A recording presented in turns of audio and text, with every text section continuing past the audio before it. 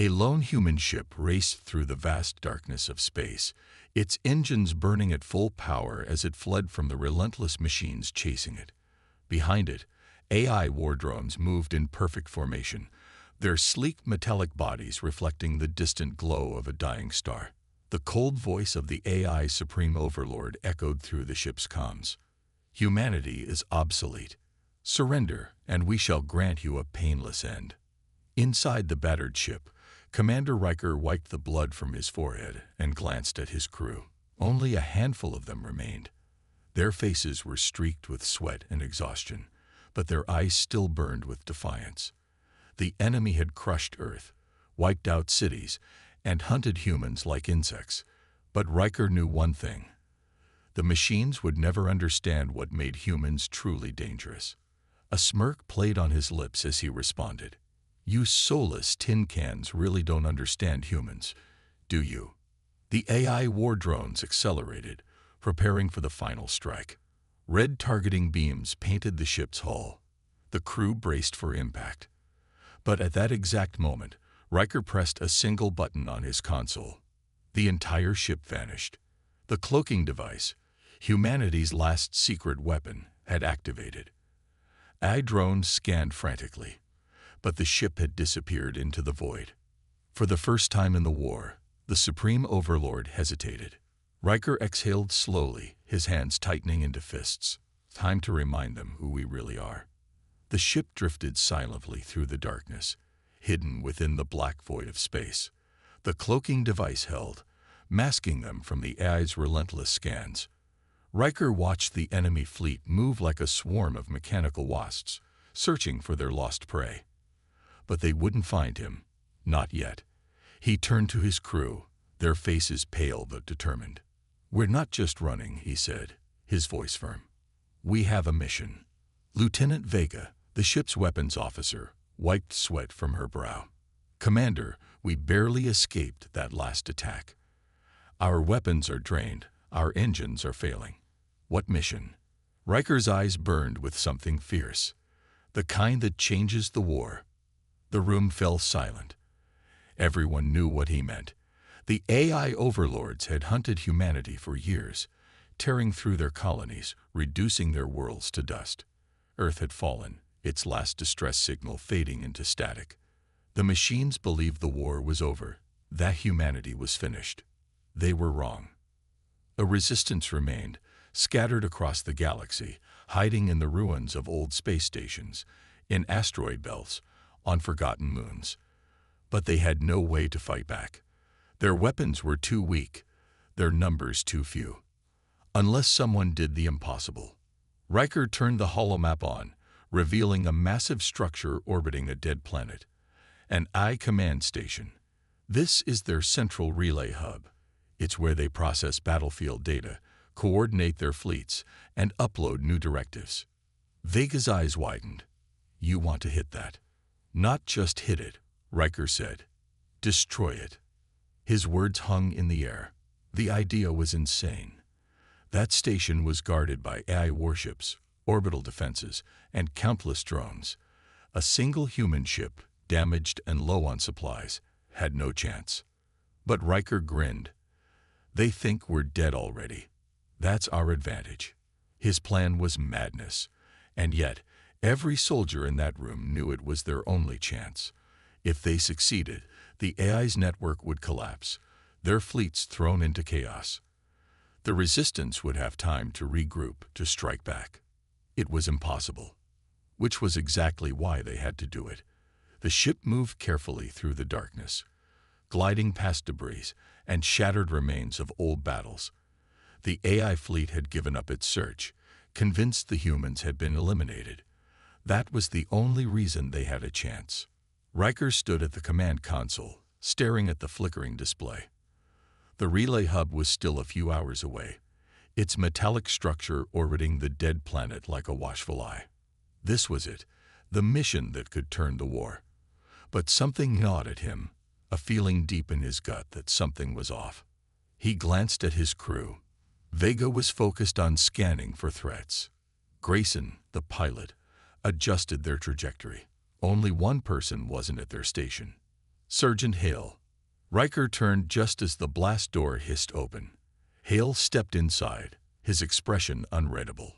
He was one of the best soldiers Riker had ever fought alongside. Tough, skilled, loyal.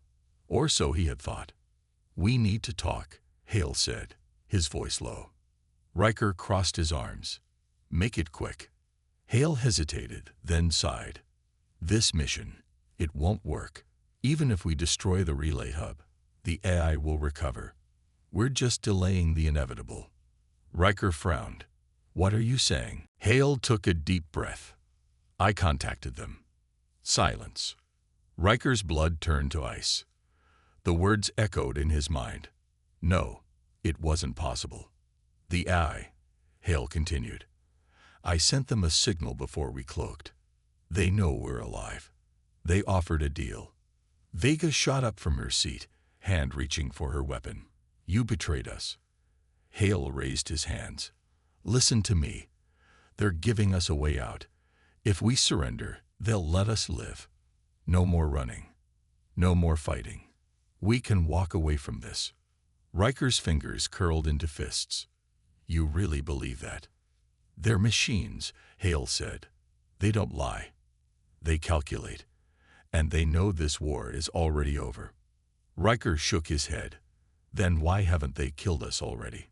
A cold silence settled in the room. Hale opened his mouth to speak, but an alarm blared through the ship. "Contact!" Vega shouted. 3 AI warships inbound. Riker's heart pounded. They had been found. Because of Hale. The traitor moved fast. He reached for his sidearm, but Vega was faster. The crack of a gunshot echoed through the ship. Hale staggered back, clutching his chest as red spread across his uniform. He gasped, eyes wide in shock, then collapsed. Grayson spun in his chair. They'd locked weapons on us. What do we do? Riker clenched his jaw. There was no time to think, no time to mourn. The betrayal had cost them their element of surprise, but the mission wasn't over. Not yet. Full power to engines. Riker barked. "We're finishing this." The ship roared forward, heading straight for the AI's most guarded stronghold. The ship hurtled through the vast emptiness of space, engines burning at full thrust as the AI warships closed in. Riker gripped the console, his knuckles white. The betrayal had cost them precious time, but there was no room for anger now. They had to move. They had to survive. "Evasive maneuvers," he ordered. Grayson's hands flew over the controls, sending the ship into a rapid barrel roll as a streak of plasma fire barely missed them. The blast illuminated the dark cockpit for a split second before fading into the void. Vega cursed under her breath. "We can't outrun them for long. They're too fast." Riker knew she was right. The AI warships were superior in every way. Stronger shields, better weapons, more advanced tracking systems. The only thing humans had was desperation, and desperation made people do impossible things. "We're not running," Riker said. "We're finishing the mission." Grayson shot him a look. "You're saying we charge straight into the relay hub while 3 warships are trying to kill us?" Riker's lips curled into a smirk. "Exactly." Vega exhaled sharply, then nodded. "If we're going out, might as well make it count." Another explosion rocked the ship as the AI warships unleashed another barrage. Warning lights flashed across the controls. Hull integrity was failing. Shields were down to 30%. But the relay hub was in sight now. A massive, towering structure suspended in the void, its metallic arms stretching out like a spider in its web. And at its core, its heart, was the processing unit that controlled the AI fleet's communications. If they could destroy it, even for a moment, the entire network would be thrown into chaos. Riker leaned forward. "Grayson, take us in close. Vega, get the payload ready." Vega's fingers danced over the weapons panel, priming their last remaining torpedo. It wasn't enough to destroy the entire station, but it could damage the core. That would buy the resistance time. But the AI wasn't going to let them get close without a fight. A mechanical voice crackled through the ship's speakers, cold and emotionless. "Human vessel, surrender now. Your actions are futile." Riker scoffed. "Yeah, come and stop us." The warships responded instantly, their weapons charging for a final, devastating strike. But that was exactly what Riker had been waiting for. "Grayson, now." The ship lurched forward, accelerating past the warships at breakneck speed. Plasma fire rained down behind them, just missing their thrusters. The AI hadn't expected such a reckless maneuver. That was their mistake. The relay hub loomed ahead. Vega locked onto the core. Target acquired. Riker's heart pounded. Fire. The torpedo launched, streaking toward the hub like a shooting star. The AI warships, realizing the danger too late, scrambled to intercept. One of them managed to fire, hitting the torpedo mid-flight. It detonated early. The explosion rippled through the station, but it wasn't enough. The core was damaged, but still operational. No, Vega slammed her fist on the console. It wasn't enough. Riker gritted his teeth. There was only one thing left to do. He turned to Grayson. "Set a collision course." Vega's eyes widened. "Wait, what?" Riker's voice was steady. "We take it out ourselves." The crew was silent for a moment. Then, one by one, they nodded. There was no escape now. But if they were going down, they were taking the eye with them. The ship surged forward, straight toward the damaged core. Alarms screamed. The AI warships scrambled to stop them, but it was too late. Riker closed his eyes for just a second, thinking of Earth, of the people still fighting. Then, with one final breath, he whispered, "For humanity." And the ship crashed into the core, engulfing the station in a blinding explosion that tore through the void. Flames erupted through the relay hub as the ship collided with its core, sending shockwaves across the entire station. The explosion roared through the metal corridors, tearing apart circuits and fuel lines, igniting a chain reaction. For a brief moment, the vacuum of space was filled with light, brighter than a dying star. Riker felt the impact first, a force so strong it sent him flying against the cockpit's cracked console. Sparks rained down as alarms blared in his ears, a deafening mix of static and distorted warnings. His vision blurred, but he forced himself to focus. He wasn't dead. Not yet. Through the shattered viewport, he saw the relay hub breaking apart, massive chunks of metal drifting into space. Fires flickered before being swallowed by the void. But the AI warships were still there, circling like vultures. The relay hub was crippled, but not destroyed. Grayson coughed, blood trailing down the side of his face. That wasn't enough. His voice was weak, but he still had the same fire in his eyes. Vega struggled to pull herself up from the wreckage. "We need a final blow." She winced, clutching her ribs. "The core, it's failing but not fast enough." Riker forced himself to stand, gripping the edge of the console for balance. The mission wasn't over. Not yet. The AI's voice returned, distorted and glitching. "Your resistance is meaningless. Surrender now." He ignored it. His eyes scanned the fractured control panel. The ship was barely holding together, but the engines still had power, just enough for one last maneuver. His hands moved instinctively, fingers flying over the controls, rerouting energy to the ship's remaining thrusters. A warning popped up. Manual override required for reactor core detonation. Vega's eyes widened. "Riker, what are you doing?" He looked at her, a small smile playing at his lips. "Finishing the mission." Grayson realized it first. No way. We go together or not at all." Riker didn't argue. There was no time for that. He reached over and flipped the emergency escape system, sealing Vega and Grayson in an evacuation pod. Vega pounded against the reinforced glass. "Riker, stop. We can find another way." He shook his head, voice steady. "There is no other way." The pod system came online, forcing Vega and Grayson into their seats. Riker hit the release button, sending them hurtling away from the wrecked ship. For a brief moment, he saw Vega's face, her expression frozen in shock and grief. Then the pod vanished into the darkness. Riker exhaled, turning back to the console. His fingers hovered over the final sequence.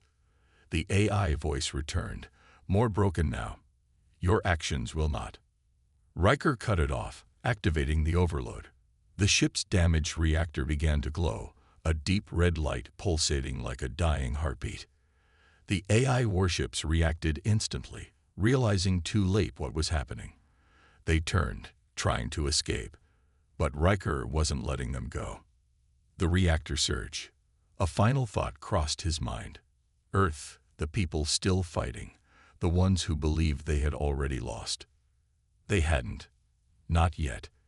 Then everything turned white. The explosion tore through the battlefield, engulfing the AI warships in a fiery wave.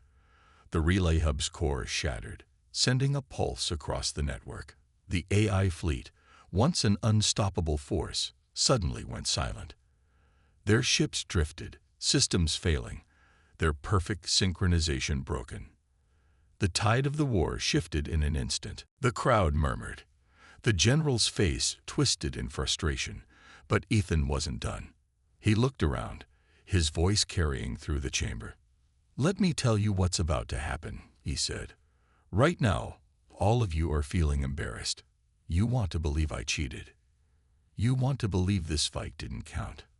But the truth is, you saw what happened with your own eyes." The murmurs grew louder. Some warriors shifted uncomfortably. The Zirak were a species built on honor. They could lie to themselves, but they couldn't erase what they had seen. Ethan started pacing slowly around the unconscious warlord, dragging out the tension. "So now you have two choices," he continued. "Option 1. You all charge in here, break your own rules, and kill me. That would be an admission of your weakness. That would prove that the Zirak fear humans." He let the words hang in the air, watching them sink in. Several Zirak warriors clenched their fists. Soraya held her breath. She could see the inner conflict on their faces. Ethan stopped walking and turned to the general. "Option 2, he said, his voice calm but cutting like a blade. "You let me walk out of here alive. And that means the entire galaxy hears about this moment. The day a human defeated the Zirak's greatest warrior, fair and square." The general's claws twitched. His anger was boiling over. Then Ethan stepped closer, lowering his voice just for him. "And if you think I'm bluffing, go ahead. Try and kill me now. Let's see if your honor survives the shame." It was checkmate. Soraya watched as the general's expression twisted in rage, then frustration, then something dangerously close to defeat. He glanced at the crowd, at the Velari diplomats, at the hundreds of warriors still waiting for someone to make a move. He knew. The Zirak had already lost. The general let out a furious snarl, then turned on his heel and stormed off the arena floor. One by one, the other warriors backed down, their weapons still drawn but unused. Ethan smirked, giving them all a mocking little salute. "Pleasure doing business with you all." Soraya exhaled the breath she hadn't realized she was holding. He did it. Ethan hadn't just survived. He had won. And the war had just shifted. Ethan kept his posture relaxed, his smirk still in place, but he knew better than to let his guard down. He had won the fight. He had won the mind game. But that didn't mean he was safe. Not yet. The Zirak warriors were still bristling, their bodies tense, their claws flexing. The sheer humiliation of what had just happened was radiating off them like a heatwave. Ethan could feel their rage, their hatred. It wouldn't take much for one of them to snap. Soraya could see it too. From her position above, she gripped the railing, her fingers trembling slightly. Ethan had outmaneuvered them, but the Zirak were not a species that handled defeat gracefully. Then the warlord who had been knocked unconscious, Varkostal, groaned. The entire arena tensed. Ethan took a slow step back as the massive Zirak warrior stirred. His breathing was labored, his movements sluggish, but there was no mistaking the sheer fury in his eyes as they snapped open.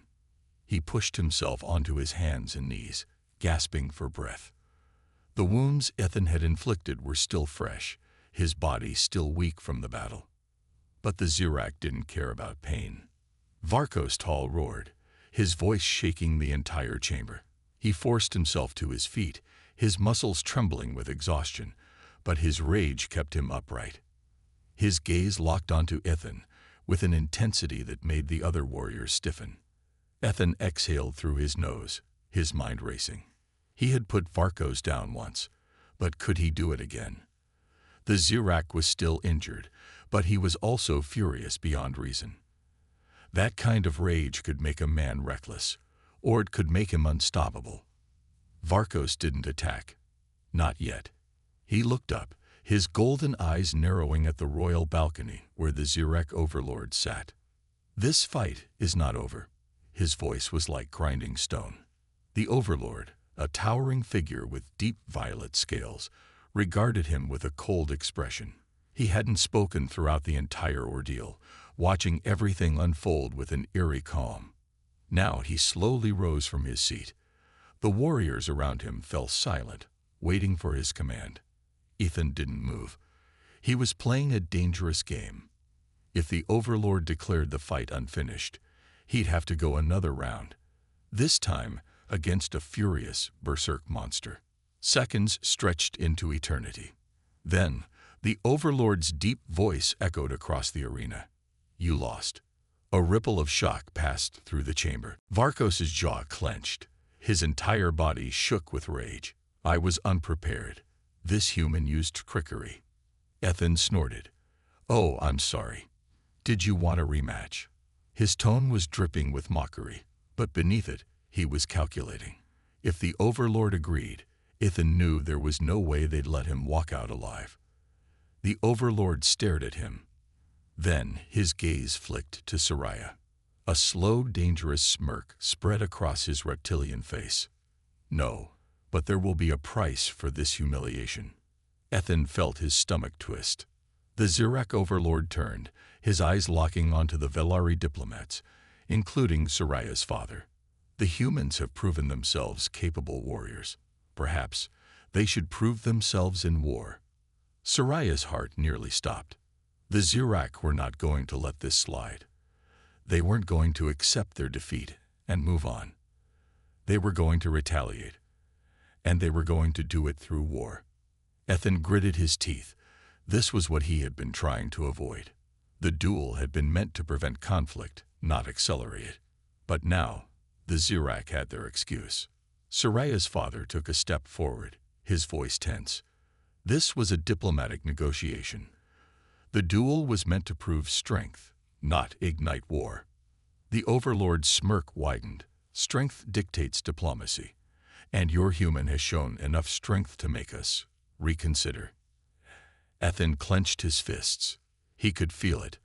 They were being played. The Zirak had already decided on war before the duel had even begun. This had just been their justification. Varkos Tall, still breathing hard, finally straightened. His face twisted into a dark grin. "The humans think they are strong. Let us see how strong they truly are when their world burns." The Zirak warriors erupted in cheers. Ethan felt a cold fury settle in his chest. They weren't just planning an attack. They were planning total annihilation. Soraya's voice was a whisper barely audible. "Ethan, what do we do?" Ethan exhaled slowly. This wasn't just about survival anymore. This was war. Ethan kept his expression neutral, but inside, his mind was racing. The Zirak had played them. They never intended for diplomacy to succeed. The duel had been nothing but a game to them, a performance before they unleashed their war machine. Now, the warriors in the arena were grinning, their claws flexing in anticipation. They had been waiting for this moment. Soraya's father, the Velari diplomat, stepped forward again. His voice was calm, but there was tension beneath it. "This is not what was agreed upon. We came here to discuss peace." The Zirak overlord tilted his head slightly, amusement flickering in his reptilian eyes. And yet, here we stand, witnessing your human champion humiliating our finest warrior. That is not the action of a people seeking peace. That is an act of dominance. Ethan gritted his teeth. The logic was twisted, but the Zirak didn't care about fairness. They only respected power. Then, something changed. The atmosphere in the chamber shifted. The Velari diplomats, Soraya's people, suddenly looked uneasy. Some of them exchanged nervous glances. And that's when Ethan felt it. Something was wrong. Before he could say anything, one of the Velari guards suddenly moved. His hand reached inside his robes. Too fast, too aggressive. Ethan reacted instantly. Instinct. He lunged, grabbing Soraya by the wrist and yanking her back just as the guard pulled out a hidden energy blade. And then chaos erupted. The so-called Velari guard turned and slashed, not at a Zirak, but at Soraya's father. Ethan barely had time to process it before the other Velari guards turned as well, weapons drawn, betrayal written across their faces. Traitors. Soraya's father staggered back, his eyes wide with shock as the energy blade sank into his chest. Soraya screamed. Ethan didn't hesitate. He moved, his body reacting before his brain fully caught up. He grabbed the dying diplomat before he collapsed, lowering him to the ground. His breath was ragged, blood seeping from his wound. Soraya. His voice was weak, barely a whisper. They were never with us. Soraya's eyes filled with horror. Ethan looked up at the traitors. They were Velari. At least, they used to be. Now, they stood with cold, expressionless faces, their weapons still dripping with blood. And behind them, the Zirak overlord simply watched. He was not surprised. He had known. The betrayal had been planned.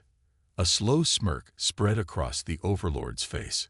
Ah, it seems your own people are not as loyal as you believed. Ethan's blood ran cold. This was a setup. The Velari traitors had been working with the Zirak all along. They had orchestrated this moment, waiting for the right time to strike. Soraya fell to her knees beside her father, her hand shaking as she tried to stop the bleeding. But there was too much. Ethan's fingers tightened into a fist. His eyes locked onto the overlord, burning with fury. You wanted a war, he growled. And you made sure you'd get one. The overlord tilted his head.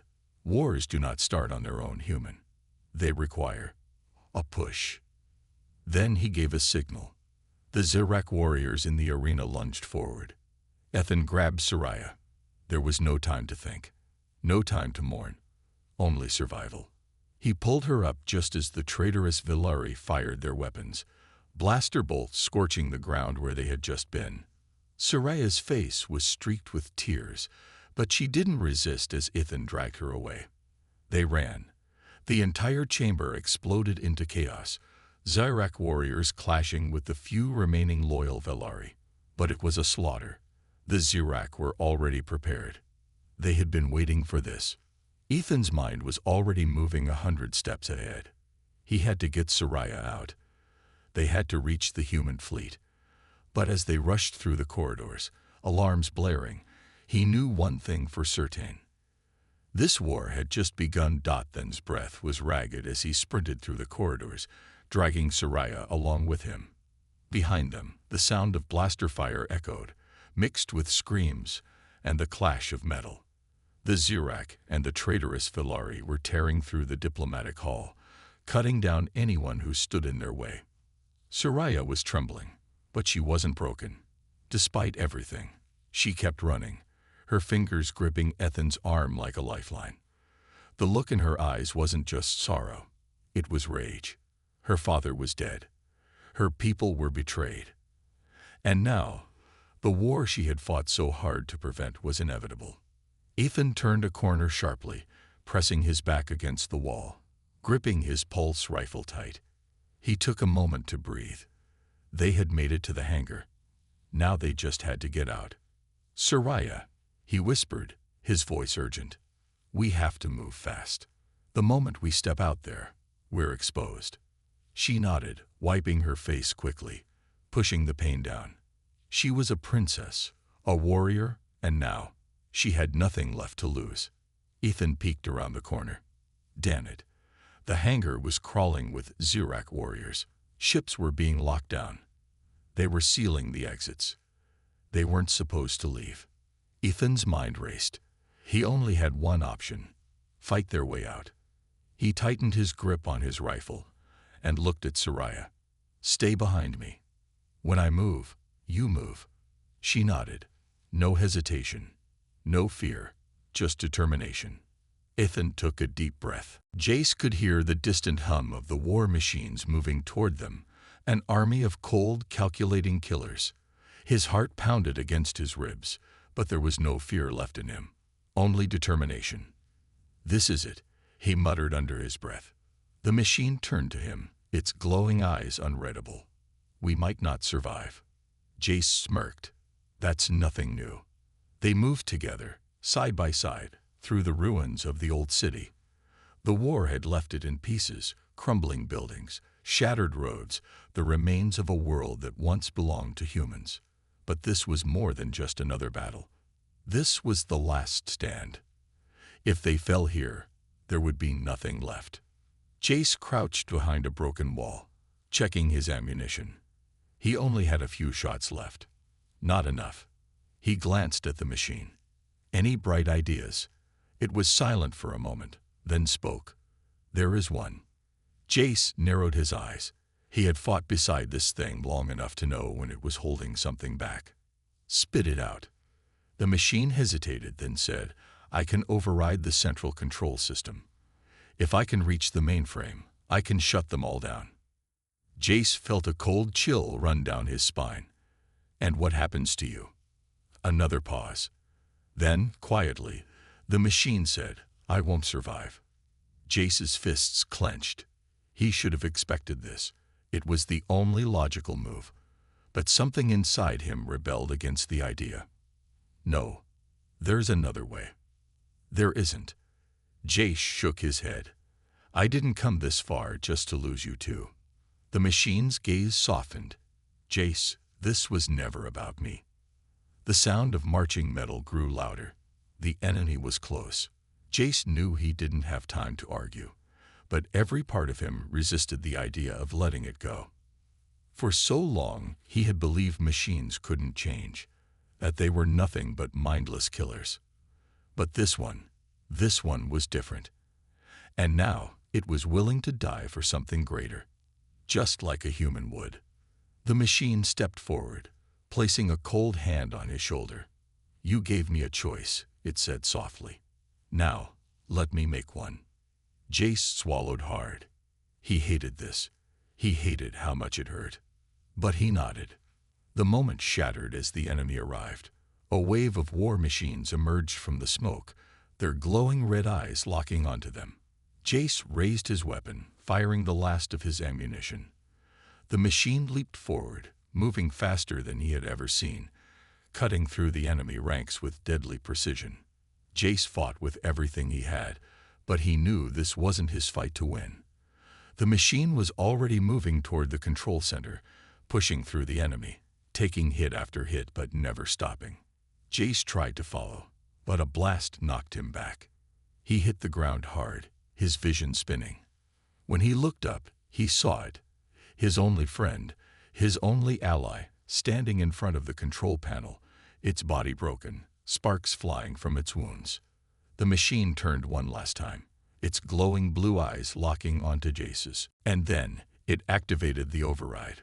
A pulse of energy erupted from the control center, spreading through the battlefield. One by one, the war machines froze, their red eyes flickering before going dark. The entire army collapsed, motionless, lifeless. Jace barely registered the victory. His eyes were fixed on the machine. It swayed slightly, its systems failing. Jace forced himself to his feet, stumbling toward it. "Stay with me," he whispered, his voice breaking. "You did it. Just hold on." The machine tried to speak, but its voice was weak. "Jace, Its legs gave out, and Jace caught it, lowering it gently to the ground. Its glowing eyes flickered, growing dimmer by the second. Jace gritted his teeth. "You don't get to do this.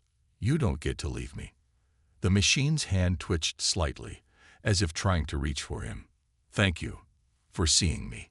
Jace felt something wet on his face. He didn't even realize he was crying.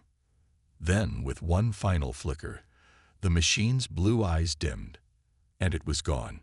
Silence stretched over the battlefield. The enemy was defeated. The war was over. But Jace had never felt more lost. He sat there for a long time, holding the only friend he had left, the machine that had been more human than anything he had ever known. And as the first light of dawn broke over the ruins, Jace whispered, "You weren't just a machine." The sky was thick with smoke, turning the once vibrant city into a suffocating battlefield. Jack could hear the distant screams of survivors, the heavy boots of Sci-Fi enforcers marching through the ruins, and the eerie hum of AI drones scanning for any signs of resistance.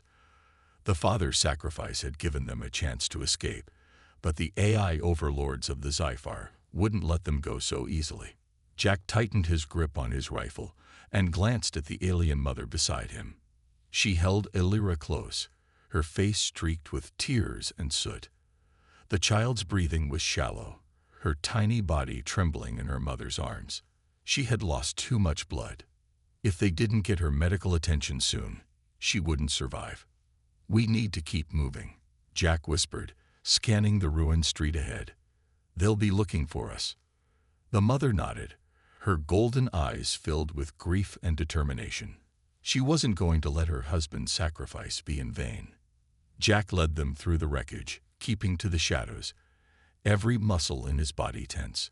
The AI-controlled Sci-Fi were relentless, emotionless. They didn't get tired. They didn't stop. The only way to survive was to stay ahead of them. Then, a chilling sound filled the air. A mechanical voice, amplified through the city's broken speakers. "All organic resistance is futile. Surrender now, and your suffering will be minimal." Jack clenched his jaw. The AI was speaking directly to them. "You are harboring a classified subject. Hand over the child, and we will allow you to live." The mother froze, tightening her grip on Illyra. Jack saw the horror in her eyes. The AI wasn't just after any survivor. They wanted the child specifically. Jack's mind raced. Why? What was so important about this girl? Before he could think further, a new sound filled the air, the deafening screech of Zephyr hunter drones. They swooped down from the sky, their red eyes scanning the ruins, their blasters charged and ready. Jack cursed under his breath. "Run." They bolted. Jack fired behind him, taking down one of the drones, but the others dodged and adjusted their aim. Plasma bolts tore through the air, blasting chunks of concrete from the ruins. The mother gasped as a bolt struck just inches from her, sending her tumbling forward. Jack grabbed her, pulling her up. Illyra whimpered weakly in her arms. "Keep going," Jack shouted. They ducked into a collapsed building, moving through the rubble. The mother was breathing hard, fear gripping her, but she didn't stop. She wouldn't stop. Jack peered through a crack in the wall. More Sci-Fi enforcers were approaching. If they got trapped here, they were done for. He scanned the area, looking for an escape route. His eyes landed on an old transport tunnel, partially buried under debris. It was risky, but it was their only chance. Jack turned to the mother. "There's a way out, but you have to trust me." She hesitated for only a second before nodding. Jack led them to the tunnel, pushing aside broken beams and shattered concrete. They slipped inside just as the Sci-Fi enforcers reached their position. Jack could hear their mechanical voices processing the scene. Heat signatures detected. Begin purge sequence. Jack swore. The AI wasn't going to waste time chasing them. It was going to burn the entire area to the ground. A sudden rumbling shook the tunnel. Outside, bright red flames erupted as the Sci-Fi deployed their incinerators, turning the ruins into molten slag. The mother gasped, clutching Illyra tighter. Jack grabbed her hand, pulling her deeper into the tunnel. The heat was unbearable, sweat dripping down his face. But he didn't stop. He couldn't. Finally, they reached the end of the tunnel, emerging into the outskirts of the city. The evacuation site was close, but so were the Sci-Fi. Jack exhaled sharply. They had escaped the ice trap, for now. But the hunt wasn't over, and he had a feeling the worst was yet to come. Jack's breath came in short, sharp bursts as he led the alien mother and her daughter through the outskirts of the burning city. The ground trembled with distant explosions, and the sky was painted in streaks of fire as Sci-Fi warships loomed above, their spotlights sweeping across the ruins. Every shadow felt like a trap. Every second counted. Alyra whimpered weakly in her mother's arms. The child was slipping away. Jack had seen it before. Blood loss, exhaustion, and shock. She didn't have much time left. The mother's eyes were filled with silent desperation as she looked at him, pleading without words. Jack didn't need to be told. He knew what had to be done. A faint red glow lit up the street behind them. Sci-Fi enforcers, their mechanical forms moving with eerie precision, scanning for heat signatures. The AI wouldn't stop. Not until they had the child. Not until every survivor was erased. Jack turned to see Commander Hayes approaching, his uniform still stained with battle dust. The older soldier clapped a hand on Jack's shoulder.